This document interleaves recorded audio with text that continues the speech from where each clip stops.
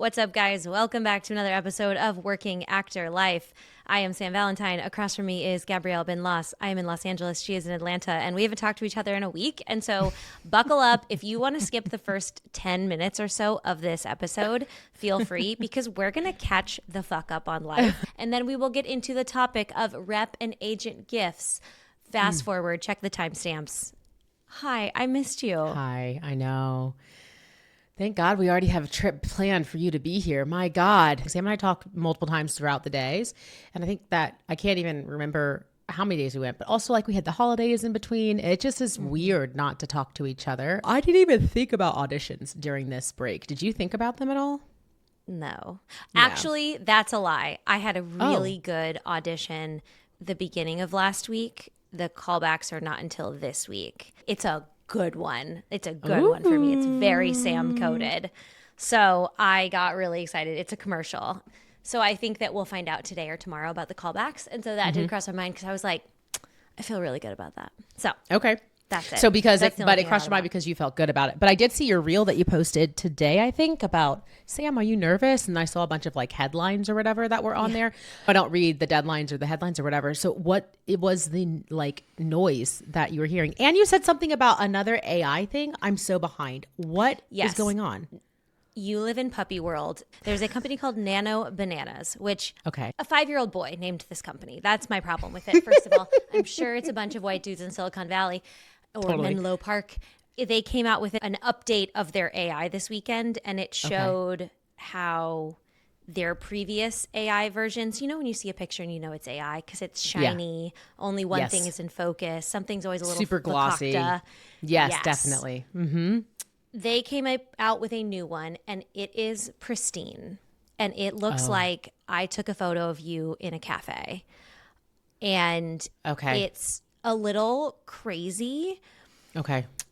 Like the bartender behind her is shaking a drink, and you can tell he's in motion, and there's the shadows are in the right place. Everything looks real.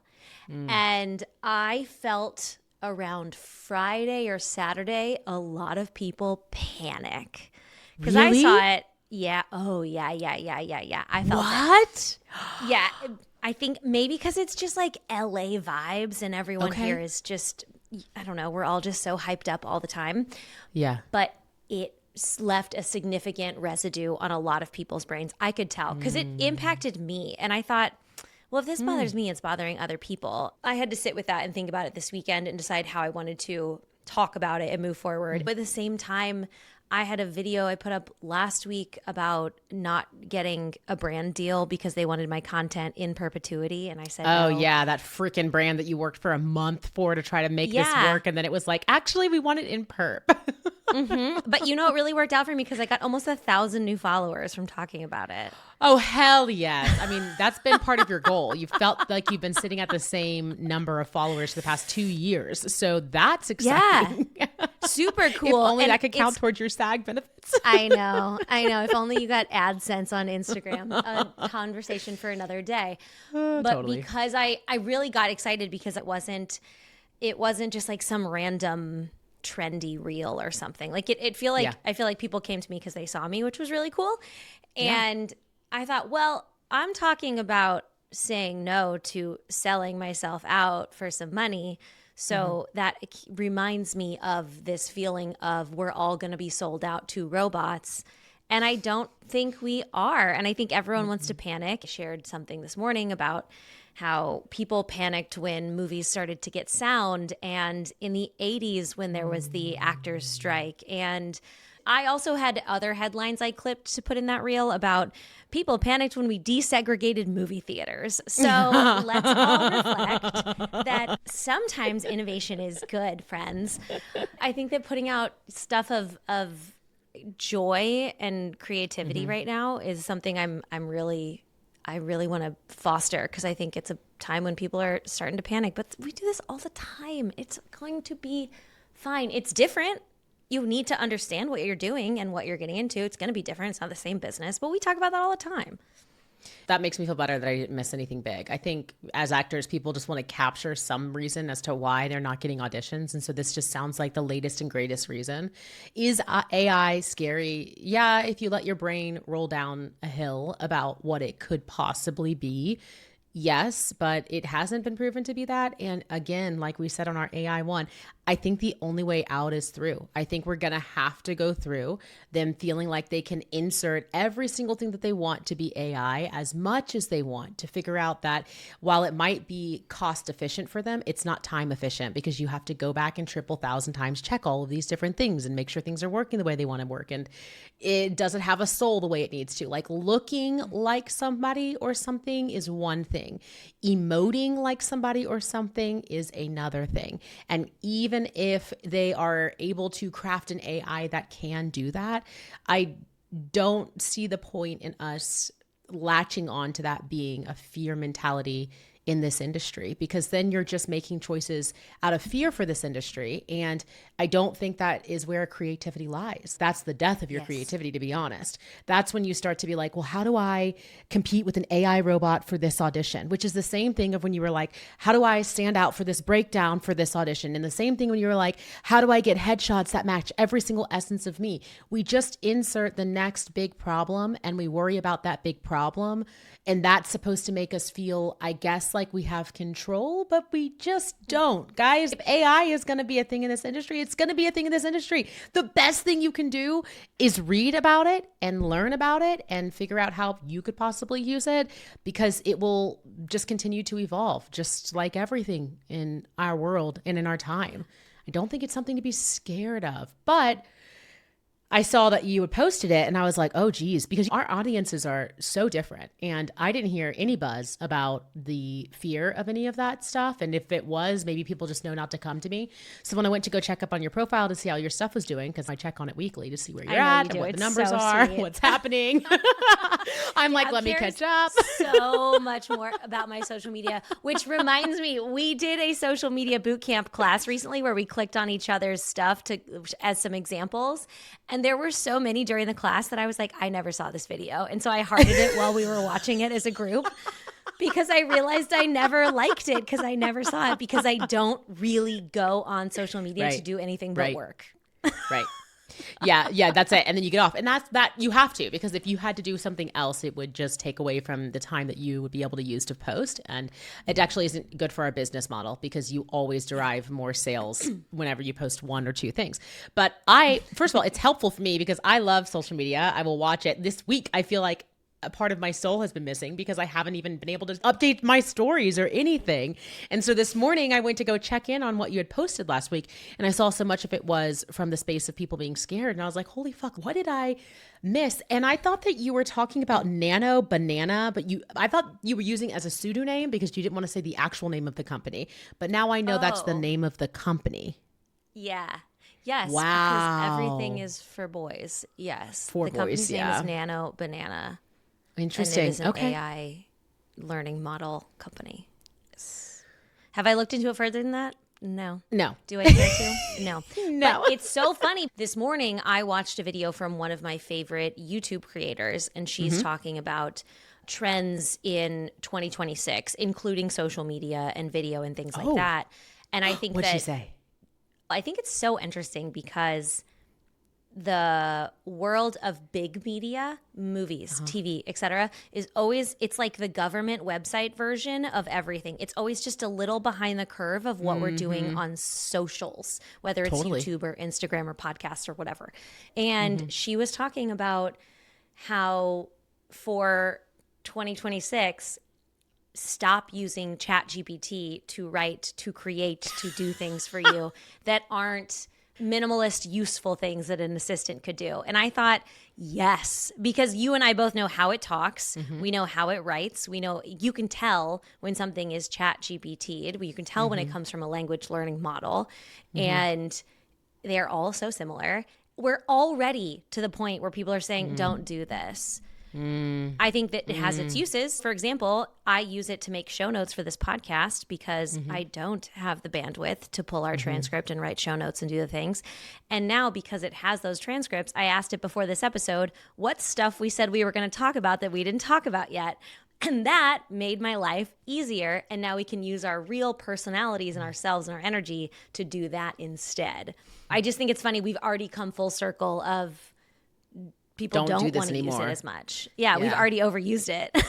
Yeah, and going back to what we were talking about with the acting stuff, it's like that was like probably a 3-year turn. I feel like from when AI first came out to when people for the second year, I feel like we're using it for everything. And now we're in this 3rd year of it being like, okay, use it for very minimal shit and then not everything else. I could see the same thing happening in the film and TV world. We are in the end of this year of it being like, oh my God, are they going to do this? There's 2 people that we've already seen that could potentially get signed. Next year might be everybody using it for everything. And then the year after that might be, yo, we tried this and shit didn't hit. People weren't going to the theaters the way they were. People weren't watching the streaming AI shows. Like, it didn't go the way we wanted it to. So now we're going to pull back and use it for the easiest parts that we can possibly use it for, and then go back to what we were doing before. I, in my opinion, think that's really hopeful. But it's also because I don't have a scarcity mindset with this industry, and neither do you. Okay, so what? 1 year they try out AI for a bunch. Maybe next year I'm supposed to travel everywhere. Like, maybe that's what I'm supposed to do. Maybe next year I'm supposed to do something totally different and it's going to work out best for me. But if you're not like, next year I have to reach this certain goal, then there isn't any fear about where AI is going to go. And I agree. I think it's going to get to a point where people are like, never mind, we thought that worked. On to the next. Let's go back to real humans. And we will laugh at all of this at some point. To be clear, movies that use CGI to make fire still suck in comparison to real fire. And when I see, this is one of the gifts of going back and watching old movies, which I know is not something you do, but Caleb and I do it every single weekend. Seeing a real explosion, real fire on camera, it's so obvious and so impressive to me that they took the time, the money, all that to get that shot is so cool. Yeah. And then you watch it on CGI and I'm like, it's not real fire. They didn't do that. I don't like it as much. We're still wowed by the simplicity of the fact that they lit something on fire, but we know how intense it has to go to light that thing on fire and to capture what you want to capture. I just watched that. Is it something? The Roses. It's with Benedict Cumberbatch. Oh, did you like that? Yes. Look at you knowing a white man. I am learning and evolving. I stopped it so my TV would tell me what that white man's name was so that I could bring it up on this podcast and not say, what's his face? He's British. He's tall. He's got dark hair. And you would be like, Gab, that's anybody. Anybody. Benedict Cumberbatch or Bunch? Batch. Yeah. Bunch does sound weird. Cumberbunch. There are things that I need you to do on your own, and this is one of them. And that was really awesome. Benedict Cumberbatch. Benedict Cumberbatch is the new Jordan Gordon Levitt. Benedict Cumberbatch does sound wild. He would have never made it with that name. Never. They would be like, we love you, but Cumberbatch? Do you want to change that? Benedict. I'm still shocked that David Cornsweet is successful. He's That's the somebody? New Superman. Yeah. Cornsweet is his last name? Yes. Whoa. It shakes me every time. I think it is so gross. And he looks so much like my husband. Well, your husband looks like Clark Kent. That's the name of Superman. Yes. Yeah. I mean, that's so he's going to always look like your husband. Your husband also kind of looks like the guy in Wicked. You think Caleb looks like Jonathan Bailey? Is not the redhead guy, the other guy. No, the sexiest man alive, Jonathan Bailey. Oh my God. I don't know if he's the sexiest man alive. Is he the sexiest man alive to you? People magazine voted him sexiest man alive. He is so hot. Yes, sexiest man. I've got to look this up right now. My husband looks like Jonathan Bailey. What win. I totally feel that way. When I was watching. Oh, wow. He was. Oh, my God. Yeah. Wow. Have you seen this picture with him with this Toto dog next to him? Oh, I've seen him all. I've seen him Whoa. all because he is one of the biggest, I believe he is officially the only box office earning outward gay man in like Hollywood history or something like that. Like he Holy is the shit, highest really? earner. And yes. Wow. And he can play everything to me. I think he is so hot. Yes. Okay, so now that I'm seeing him with all this scruff and stuff, I could see a little difference, but I've never seen Caleb with scruff. But in Wicked, I was like, this really kind of does look like Caleb. Until he started to do, which I'm not going to spoil it because I know you haven't seen the second one, he has a moment where he sings with Cynthia and he pulls his face and it drives me nuts. It's a complete ick for me. Anytime he has to hit the high notes, he goes, "Ah," and his face pulls all the way back and he like hits it with his eyebrows. And I can't, I mean, in a musical, it's different because we're sitting lower than you. You're up on a stage. We're further back. In a high def movie camera, it is like the moment where you would do your audition and they would be like, that was good. But can we pull it all in? You're just too big. That's what it was. So that gave me the ick. But before that, I really was like, it resembles Caleb. I could totally see it. And I get it too, because it's like he's into saving animals, even though everybody wants him to do something different. I think the highest of your husband out of all the white men. But I mean, this is interesting. Jonathan Bailey. Yeah, I can see it. Wow. Sexiest man alive. Okay, good That's to know. all I needed today. Yeah, don't tell him though, because you know your husband's ego is already big enough. Let that go. Yeah, and he doesn't listen to any of our podcasts, so we're fine. Neither does my husband, which is great because we can say anything we ever wanted. Nobody who really loves me listens to my podcast because they get enough of me on a daily basis. That's true. They do. Maybe that's why my husband doesn't. Actually, no, I never thought about that. That probably is it. What were we talking about? Wicked? Oh, Benedict. CGI. drifted. Okay. Yes, the roses. I'm here. The roses. Didn't finish it. Very different than what I thought it was going to be. Decent, but not great. There's a scene in it that happens with CGI, and the scene is like this giant thing that he's an architect in the movie, and he's constructed this amazing building. And so you're looking at this architectural building that they've let up all the way 75% of the movie to be able to show you. And finally, you see the giant building, and it's CGI. And I literally looked at Corey and I was like, wow, what a downer, because it's such a basis for who he is and what he's creating.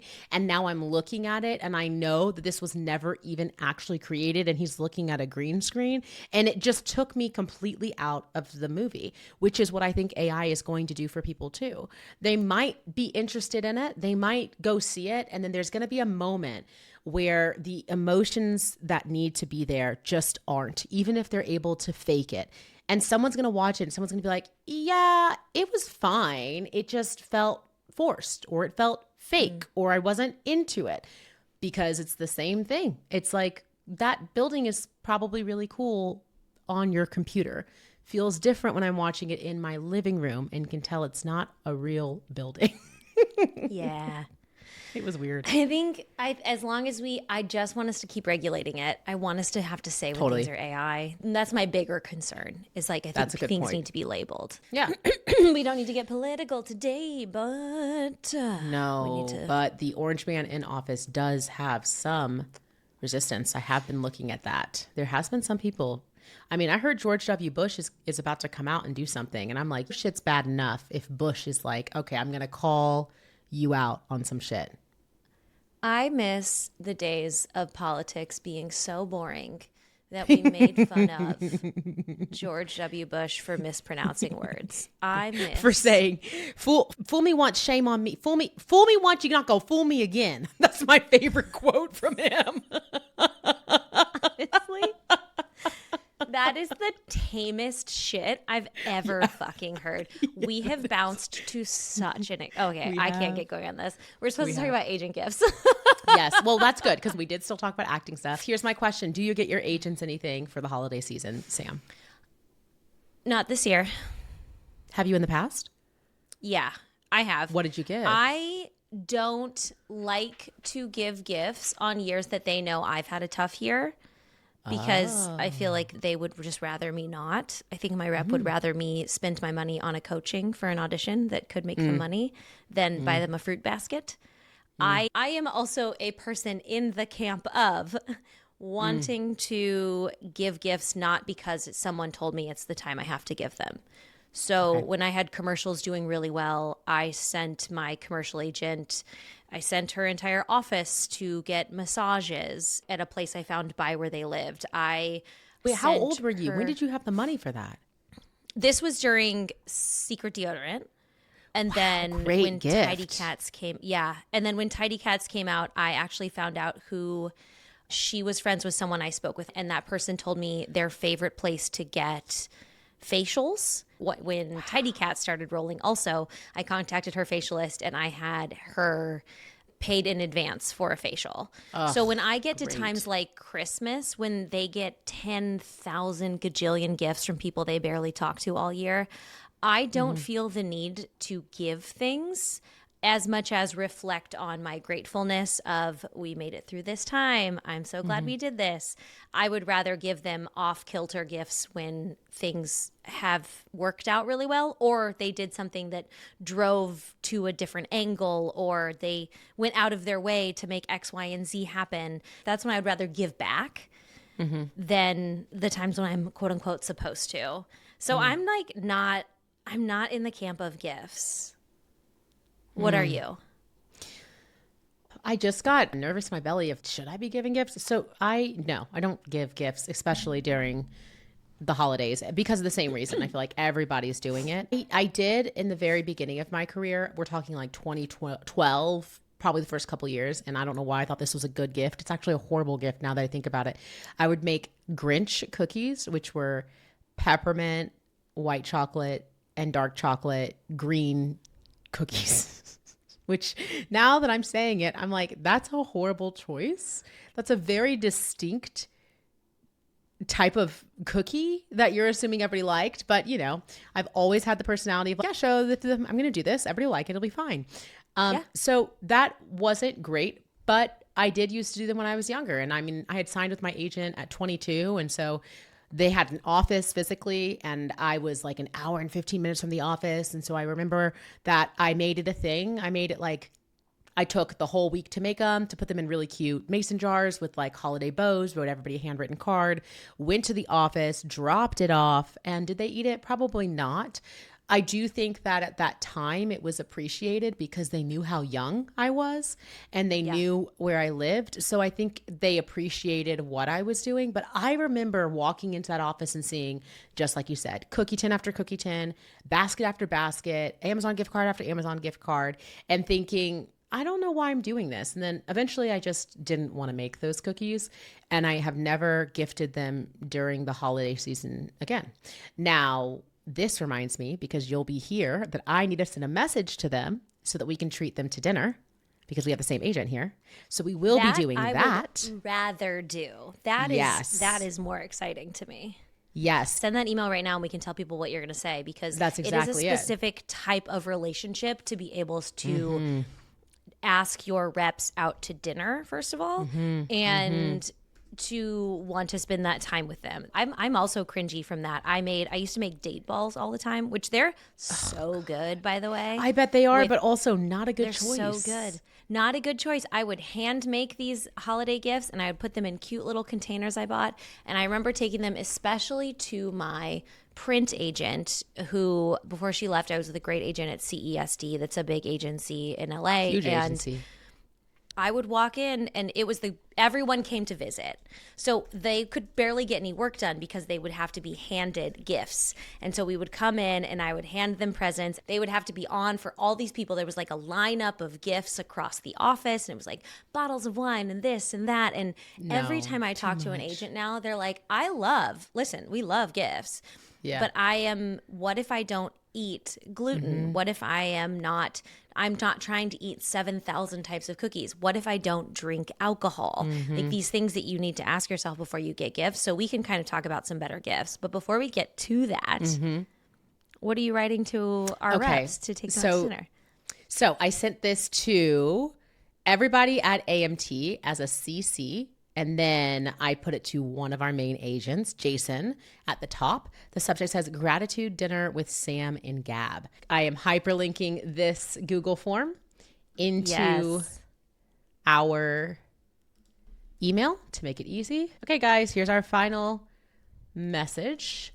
Hey team, Sam will be in town in the new year, and we were both just talking about how grateful we are to have reps that see us for who we are and truly champion us at every time we audition.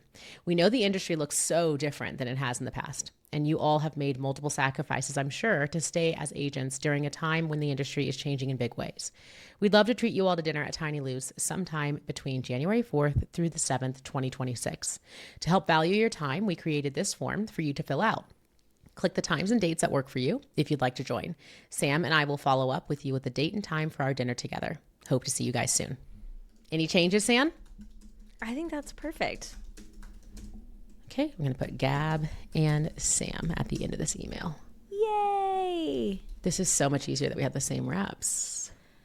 Do you know how many people would panic sending their rep an invitation to dinner? Well, I mean, I think the first thing we need to note is, do you have the money to pay for them, right? Because like that would be what would stress me out.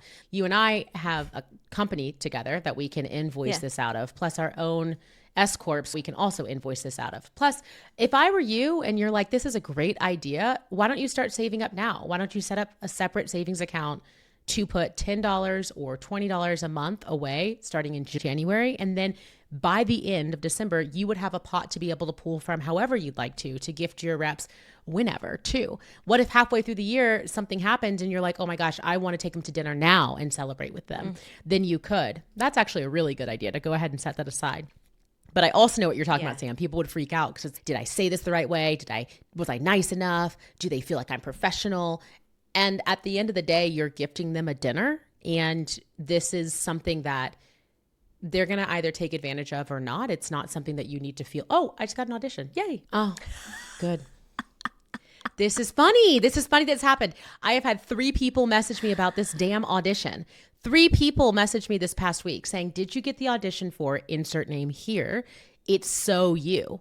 And I was like, no, I didn't. Also, did you not see my reel that I posted the other day? It's not, you can't be right for every single role. It's just not how it works. But here it is. It's in my inbox now. Maybe they decided they needed somebody different, looks-wise. I think that, no, but the fact that you sent an email to your reps because you're comfortable talking to them and then you get an email back for an audition you think is right for you is actually how this should go, to be clear. You're right. There is we have members in TM that we talk to all the time who, I don't like the way my manager talks to me. They are super old school, or I feel like I can't get a straight answer. And to some extent, I'm like, okay, what can you work around? What can you work with? But not every person's relationship is going to be like this.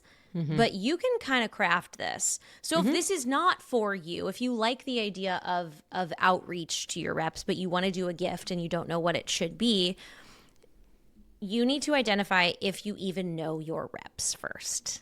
If you're someone who has a rep on your docket who you barely speak to, we need to hone in on that issue before we worry about spending money on the gifts. Totally. Because you are putting the cart before the motherfucking horse. You need good relationships with your reps. That doesn't mean you have to be able to take them out to dinner like you and I could. Doesn't mean you need to be able to text them or call them like some people can. You need to make sure that you have just talked to them in the past 90 days because that's a different issue. Yeah. I mean, if you didn't talk to them in the past 90 days, what would you say, Sam, are some good gifts if they were like, listen, I get you. It doesn't have to be during the holiday season, but I really want to gift my reps. What would you say are some good gifts? Top 3 gifts that you would gift if that was where you were at? I would first of all check their social media as a place to find out what they do or do not imbibe in. If they are not into treats or alcohol, don't get them that.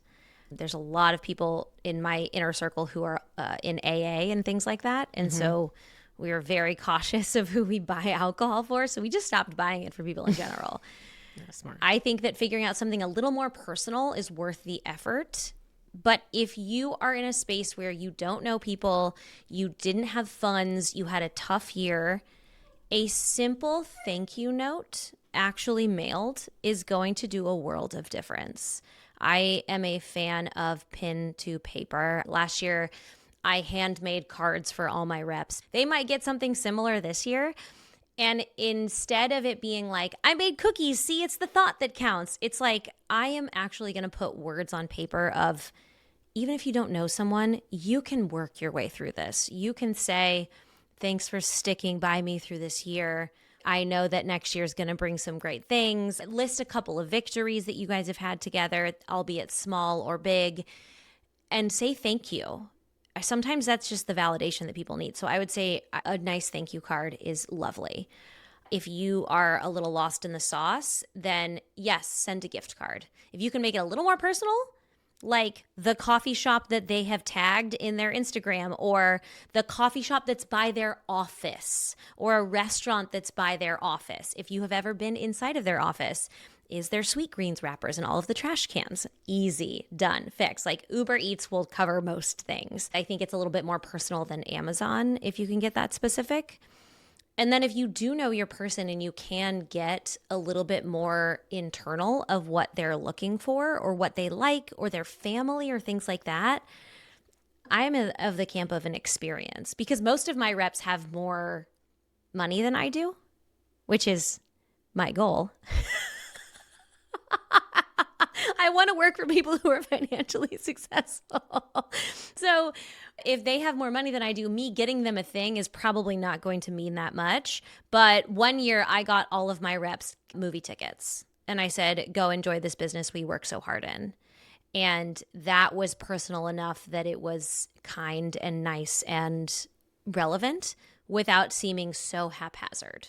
I think we should end the podcast there, because we just got a bunch of different options. You can take them to dinner. You can buy them a gift card for something specific to figure out what specific to buy them. Take a look at their Instagram, their social media, their Facebook. Maybe they have a slug line in their email from an author that maybe they like, and be a little bit more specific with it. Ooh, or save money and do a handwritten note. So we gave you free, we gave you so much money dollars, and we gave you a $50 option. We appreciate you guys listening to this podcast that we thought was going to be extremely off topic, yet it was extremely on topic compared to some of our podcasts where we talk every single day and we're still off topic. I'm proud of us too. Benedict Cumberbatch, if you're listening to this, we are so happy your last name isn't Bunch. And you and Joseph Gordon-Levitt can go sit together and be two white men that are successful with the other white men that are successful. Thank you for listening to the Working Actor Podcast. We're leaving. Bye-bye. You're going to close out all the podcasts from now on out.